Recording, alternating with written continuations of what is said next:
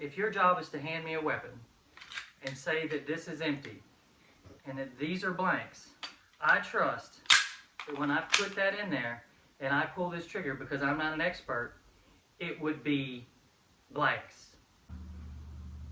How was I supposed to check it? She said most people, when they check the weapon, shake it.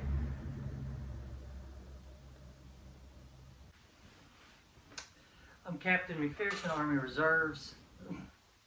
I'm here to talk about Mr. Baldwin, Alec Baldwin, and the trial that he's in.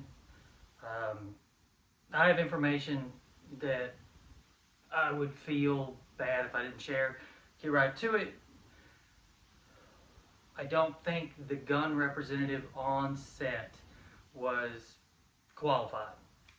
And there's like not a good checks and balances to get people that are qualified onto New Mexico sets.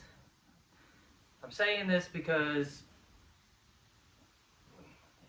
2023 I was on a show as a stand-in and a background actor several times of a show called The Last 10 Days. The gunny, or whatever you want to call the person that's in charge of the weapons, the first time I was a security guard and they had rubber ducks or fake weapons, and they pass them around because there's this impetus on safety in New Mexico, and they pass these weapons around to see if, to everyone, to see that they were fake. And you had people just pointing at their mouth, looking at it like this, and they said, anybody have anything to say? And I'd never really seen this blatant level of irresponsibility on set. I have seen over the years irresponsibility. There was a show, Roswell, where we were doing a military scene, and there was all these weapons, and they were flagging each other, which is pointing the barrel at a person over and over again. And I was like, I'm going to have to leave set. I mean, even though these are not real weapons, you have to treat them like they're real weapons. And then they put me in charge of the weapons. There was like 50 or so that day, and then said I could join their local union. They give me a recommendation. I turned that down, and now I see that maybe I shouldn't have, because maybe this could have been avoided. But I didn't, and this is where we are. So on that day, they said, does anybody have anything to say? And I said, how about we treat the weapons like they're loaded and not point them at anyone or ourselves. I was hired back to go out to the east of Albuquerque. I can't remember exactly the location. It was a small town out there. And they asked again if anybody wanted to check a weapon. And I'm going to show you what happened. So I walked up, and they had the weapon. So I took the weapon, and how you would normally check a weapon: drop the magazine, pull the chamber back, and you'd look inside. I mean, you just check to see if there's nothing in there. That's how you check to see if a weapon's safe. So I took it and I pulled the magazine back to look. It didn't pull right because it was a cartridge, and it didn't have a slide release like we just did, like that releases the slide. It didn't have one of those. A little confused, but I could tell the gunny was very disturbed by this, but I didn't think anything of it. So I continued, and at the after party, the gunny approached me on set a few days later and said, what you did was very inappropriate on set.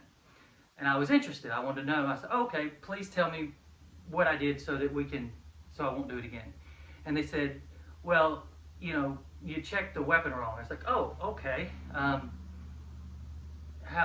was I supposed to check it? She said, most people, when they check the weapon, shake it. And I said, okay.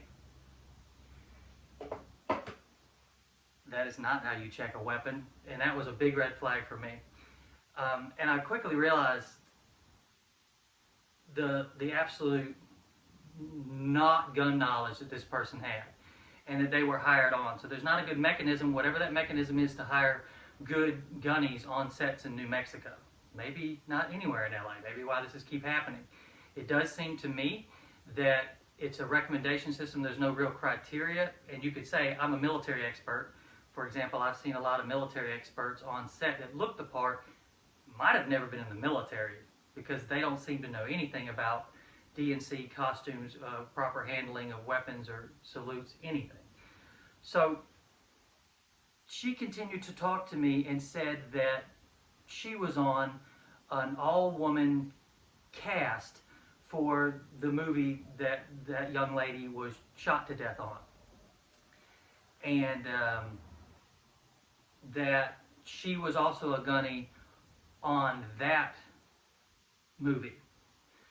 So that leads me to believe that me as a person that doesn't know anything about weapons, if your job is to hand me a weapon and say that this is empty and that these are blanks, I trust that when I put that in there and I pull this trigger, because I'm not an expert, it would be blanks.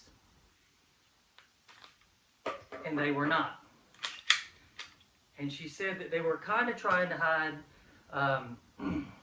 any sort of issues with the set being all women, because they thought that maybe they would get blamed, or that would be relegated it to somehow.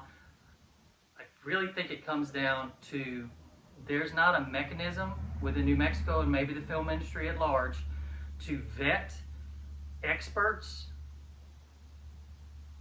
properly. That's all I have to say. If anyone needs to ask any follow-up, look for any documentation, you may contact me through this email, through the chat. Thank you for your time, and if this was helpful, I hope so, but I don't want someone who was ignorant to how weapons work and not expected to know how weapons work to be blamed for maybe something that was a systemic failure of the system, which was not proper vetting of gun handlers. All right, thank you very much.